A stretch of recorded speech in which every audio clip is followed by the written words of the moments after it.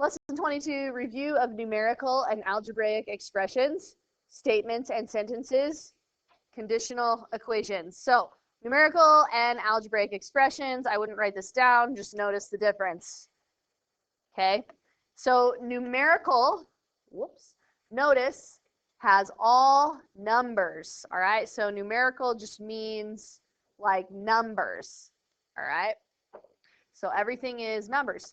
Algebraic expressions could include variables, and it could be something with numbers as well, but typically algebraic has some sort of X in it, okay?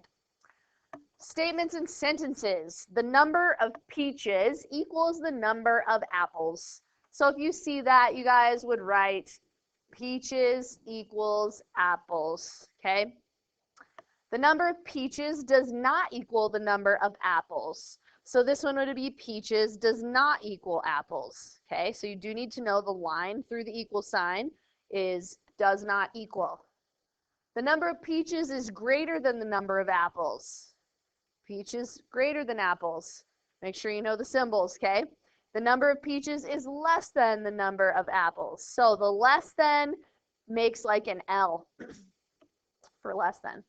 So those are all the symbols you need to know, right? We have equal, not equal, less than, greater than, and then less than or equal to, greater than or equal to. Okay? Be sure you know that these two are the less thans. If the line is underneath, it could be equal to. All right.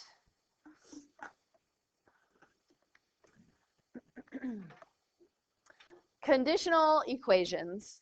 An equation is an algebraic statement consisting of two algebraic expressions connected by an equal sign. That's an equation. A conditional equation is an equation whose truth or falsity depends on the replacement values. All right, so these two at the top here are equations right here. All right, and then when we have these x's where it depends on what the value is, then it's conditional. Let's see for this one right here.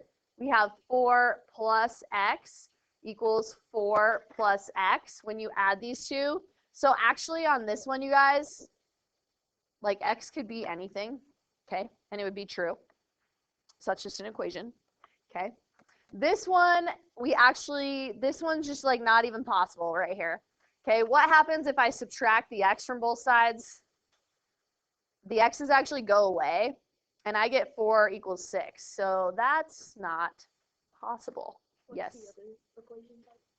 So we have equation and conditional equation. All right. And this last one is the only conditional equation. Okay. That last one right there is the only one because what does x have to be for it to be true?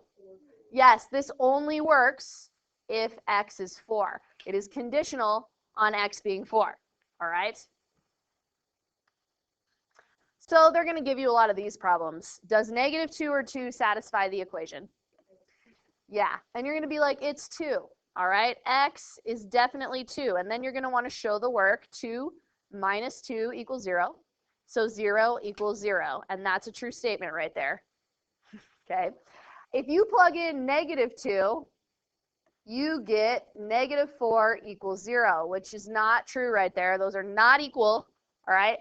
And so -2 is not a solution, all right? Is -2 or -5 a root of the equation? So, by the way, I would write this down. Okay, roots mean the same thing as solutions. You're going to see this a lot in math. Zeros or x-intercepts when we start graphing. All right? So those are all interchangeable words, okay? So roots, solutions, zeros, x-intercepts. So is -5 or -2 a root of the equation is another way of just saying, is it a solution? All right? And if you don't know, like off the top of your head, like the last one was super easy. You guys all just did it in your mind, right? This one, oh, some of you already did it? Okay. Well, we're going to check them both. If you're not sure, right, you're going to plug in -2. Now, be careful. When you plug in -2, you have to use parentheses. It matters, right? So anytime you substitute it in, use parentheses because I'm going to get a +4 now. That's different, all right? Plus 7 times -2. And we're going to check if we get negative 10. So negative 2 squared is positive 4 because it's in parentheses. 7 times negative 2 is negative 14. All right, and so yes, negative 10 equals negative 10. That is a true statement. So negative 2 is a root, okay? That means that negative 2 is a root. Or you could say solution, or 0, or x-intercept, okay? And then if we check the other one, because sometimes you could have more than one answer. So let's say we plug in negative 5 squared plus 7 times negative 5 equals negative 10. So negative 5 squared is positive 25.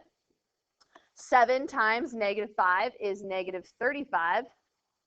Oh, good thing we checked both. All right. This one is also a solution. All right. Root 0 x-intercept. So negative 5 works as well, is a root. Okay. So probably show both.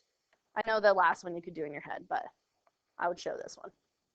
Make sure you do both. All right, let's try whiteboards.